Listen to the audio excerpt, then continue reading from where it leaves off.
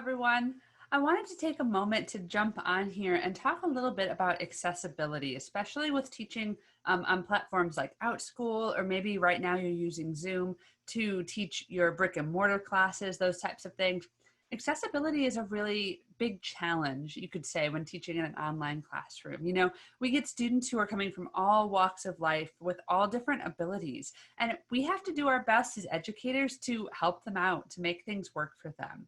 So Zoom does have a closed caption option. However, this option is kind of innately flawed. So there are some programs that you can use. You pay a monthly subscription to them, and you can paste your Zoom closed caption code into those third-party softwares, and they will provide closed captions for you. Now, some of these programs are awesome. Some of them do a great job.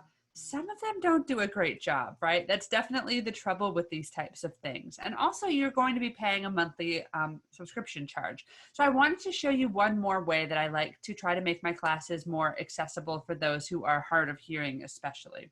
So a lot of times when I'm teaching, almost always, actually, I'm in screen share mode. So let me hop into screen share mode now.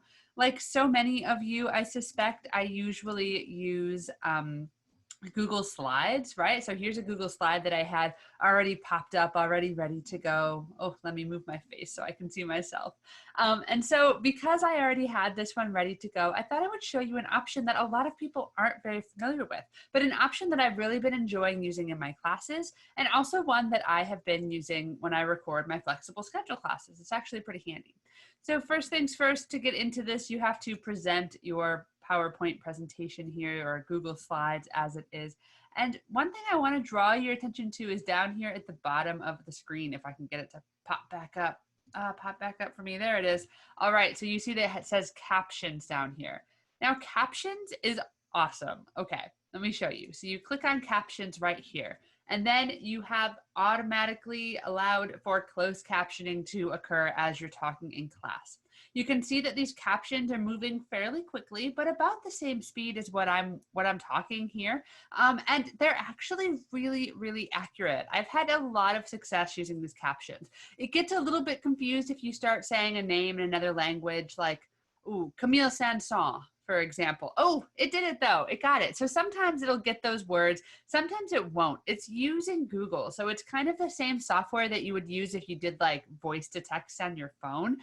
So you probably already kind of have a good understanding of the words that it might not want to use, or the words that you might not want to use that might not pop up here very well. But so far, I've had a lot of success using this. Like I said, it's been so handy for me in my classes, and I feel like it allows for more students to understand what's happening. Students who are hard of hearing are able to have captioning, which is convenient as I don't have anybody who can interpret for me on screen. And even students who are not hard of hearing in any way, shape, or form, people who have processing disorders, for example, find this convenient to be able to kind of read along as I'm speaking. And I also just think it's helpful for everybody in class. Maybe they got up and had to walk away. Maybe somebody came running behind them and it was too loud for them to hear.